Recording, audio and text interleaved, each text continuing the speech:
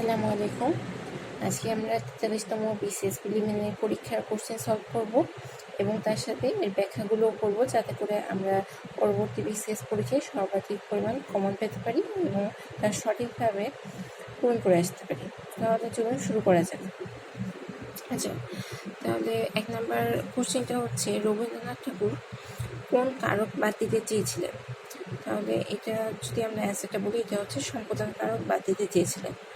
এখন এটার ব্যাখ্যাটা কি হলো? ব্যাখ্যাটা হচ্ছে, বাংলায় সম্পাদন কারকের প্রয়োজনীয়তা নাই মনে করে রবীন্দ্রনাথ ঠাকুর সম্পাদন কারক বাদ দিতে চেয়েছিলেন, কেননা কর্মকারক দ্বারাই সম্পাদন কারকের কাজ সুন্দরভাবে সম্পাদন করা যায়। তাছাড়া সম্পাদন কারক ও কর্মকারকের বিভক্তি চিহ্ন এক। এই কারণে রবীন্দ্রনাথ ঠাকুর অনেক ব্যাকরণবিদ সম্পাদন কারকের বাংলা ভাষায় অন্তর্ভুক্তি থেকে আপত্তি করেছেন। যেমন আমরা যদি একটা বাক্য বলি, যেমন ধোপাকে কাপড় দাও, ধোপাকে কাপড় দাও, আর যদি বলি সপাত্রে কন্যা দাও, ঠিক আছে? তাহলে এটার মধ্যে কোনটি সম্পাদন কারক আর কোনটি কর্মকারক? এখন আমাদের মনে রাখতে হবে, যদি শর্ত ত্যাগ করে কোনো কিছু দেওয়া হয় সেটাকে বলা হয় সম্পাদন কারক, আর যদি কোনো একটা উদ্দেশ্যে বা শর্ত ত্যাগ করে না দেওয়া হয় সেটা হচ্ছে কর্মকারক। তাহলে ধোপাকে কাপড় দাও, এটা কিন্তু শর্ত ত্যাগ করে কোনো কিছু দেওয়া হচ্ছে না, তাহলে এটা হচ্ছে সম্পাদন কারক হবে সপাত্রে কন্যাদান করো আর ধোপাকে কাপড় দাও, এখানে কিন্তু এটি কর্মকারক হবে। কেন্তমের কোন দুটি শাখা এশিয়ার অন্তর্গত? আচ্ছা, কেন্তম আমরা জানি যে বাংলা ভাষার যে ইন্দো ইউরোপীয় ভাষা থেকে এসেছে। এটা ইন্দো ইউরোপীয় ভাষা বংশের কেন্তম আর শতম, এই দুটি শাখা রয়েছে। এর মধ্যে শতম যে শাখাটা, সেখান থেকে হচ্ছে বাংলা ভাষার উৎপত্তি, আর কেন্তম শাখাটা এটা অধিকাংশ ইউরোপীয় ভাষা অঞ্চলের মানুষের ভাষা।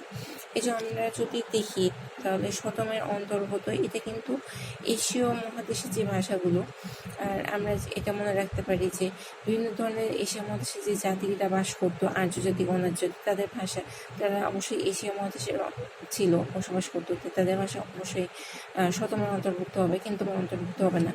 আমরা তারপর দেখি ভারতে যে তামিল বা দক্ষিণাঞ্চলের মানুষ, দ্রাবিড় বলে, তাহলে তামিলনাড়ু বা দ্রাবিড় এলাকার মানুষ, তারাও এশিয়া অঞ্চলের মানুষ, তাহলে তারাও শতমের অন্তর্ভুক্ত।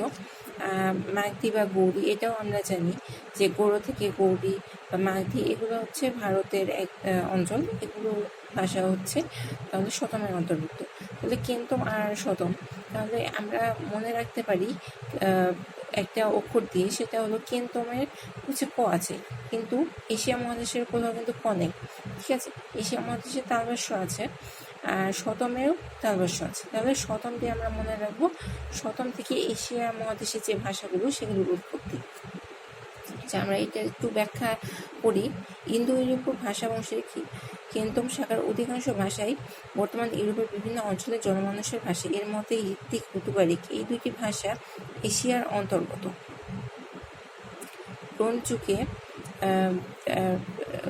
পশ্চিম এশিয়ার আন্দালুনিয়া হিত্তিক ভাষার অন্তর্গত ছিল। এটি বর্তমানে একটি বিলুপ্ত ভাষা, তবু দিকেও একটি বিলুপ্ত ভাষা। খ্রিস্টীয় 5ম থেকে 8ম শতক পর্যন্ত এশিয়ার তারিখ নদী অববাহিকায় বর্তমানে চীনের জিনজিয়াং অঞ্চলে এই ভাষাটির অস্তিত্ব ছিল। তামিল, দ্রাবিড়, মাগধী, গৌড়ি, আর্য এগুলো হচ্ছে কেন্তম শাখার অন্তর্গত নয়, এগুলো শতমের।